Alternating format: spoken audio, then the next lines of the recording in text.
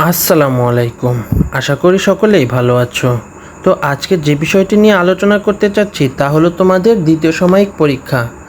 তো অনেকেরই হয়তো এখানে সিলেবাস কমপ্লিট হয়নি, তো বেশি চিন্তা করো না।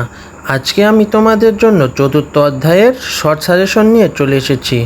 তো ভালো রেজাল্টের জন্য যে বইয়ের সকল ম্যাথ করতে হবে তার কোনো মানে নেই। সব অঙ্কের পরিবর্তে যেগুলো অত্যাধিক ইম্পর্টেন্ট সেগুলো করলেই এনাফ। তো আজকে তেমনই একটি সাজেশন নিয়ে তোমাদের সামনে হাজির হয়েছি। তো আর কথা না বাড়িয়ে চলো শুরু করা যাক। দেখতেই পাচ্ছ প্রথমে আছে এমসিকিউ, এবং তোমাদের সবগুলো এমসিকিউ না করলেও এই কয়টা করলেই এনাফ। পরীক্ষায় এই সকল এমসিকিউই থাকবে, কিন্তু হয়তো একটু সংখ্যাগুলি ঘুরিয়ে দিবে বা আগে পিছে করে দিবে, এই আর কি। তো নিয়মগুলো শুধু মনে রাখবা। প্রথমেই আছে সাধারণ ভগ্নাংশ থেকে মিশ্র ভগ্নাংশে বানানোর নিয়ম, এবং দ্বিতীয়তে আছে কোনটি বড় এবং কোনটি ছোট, মানে বড় ছোট নিয়ম। এই নিয়মগুলো তোমরা শুধু মনে রাখবা, তাহলেই হবে। এবং এমসিকিউ এর তৃতীয় নাম্বার যেটা দেখছো, এটা মোট কথা লঘিষ্ঠ আকার, মানে কাটাকাটি যাকে বলে, এই নিয়মটা মনে রাখবা। এই তিনটা নিয়ম মনে রাখলেই এনাফ। তারপর 2 নম্বরে আছে প্রকৃত অপ্রকৃত ভগ্নাংশের যোগ বিয়োগ, এবং 3 নম্বরে আমরা দেখতে পাচ্ছি ভগ্নাংশের যোগ বিয়োগ। এখানে মিশ্র আছে, মিশ্রই প্রকৃত বা অপ্রকৃত বানিয়ে তারপরে যোগ বিয়োগ করতে হবে। তো যাই হোক, এই নিয়মে শুধু এটা করে যাবা এবং নিয়মটা ভালোভাবে মনে রাখবা, তাহলেই হবে। এবার দেখতে পাচ্ছ 10 নম্বরে আছে গীতার অঙ্কটা।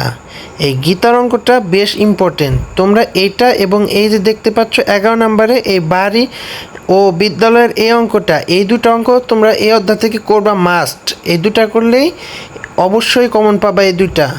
তো আমার কথা হলো তোমরা এই দুইটা কমপ্লিট করবা এই অধ্যায় থেকে। যদি সমস্যা হয় এখানে উত্তর দেওয়া আছে, তোমরা দেখে নাও। এই দুটো অঙ্ক করে যাবা দ্বিতীয় সাময়িক পরীক্ষার জন্য, অবশ্যই করে যাবা। এই দুটা কমন থাকবেই, এই দুটার মধ্যে ইনশাল্লাহ একটা থাকবেই। তো এখনও যাদের উঠাতে সমস্যা হয়েছে তারা আরেকবার প্রথমতে দেখে নাও। প্রথমেই প্রকৃত বা অপ্রকৃত ভগ্নাংশ থেকে মিশ্র ভগ্নাংশে প্রকাশ, এবং মিশ্র ভগ্নাংশ থেকে প্রকৃত ভগ্নাংশ বা অপ্রকৃত ভগ্নাংশে প্রকাশের নিয়ম। এবং দ্বিতীয়টা হলো ছোট বড়, কোনটি বড় কোনটি ছোট।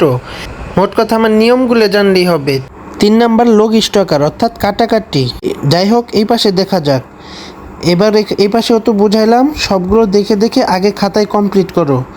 সব অঙ্কগুলো করে যাবা, তাহলে দেখবা এক্সাম ইজি, কোনো সমস্যাই হবে না। এবং লিখিত অঙ্কের জন্য গীতার অঙ্কটি এবং এই যে বাড়ি, মানে বিদ্যালয় থেকে সবুজের বাড়ি কত দূরে, মানে এই অঙ্কটা করে যাবা, তাহলেই এনাফ। তো এখনও যারা আমার ভিডিওতে লাইক কমেন্ট এবং সাবস্ক্রাইব করনি তারা অবশ্যই পাশে থাকো। এবং পার্ট 2তে আমরা পরবর্তী অধ্যায়গুলো নিয়ে আলোচনা করব, অর্থাৎ সেখানে কোন অঙ্কগুলো ইম্পর্টেন্ট। তো আজকের মতো বিদায় নিচ্ছি। সকলে ভালো থেকো, সুস্থ থাকো। আল্লাহ হাফেজ।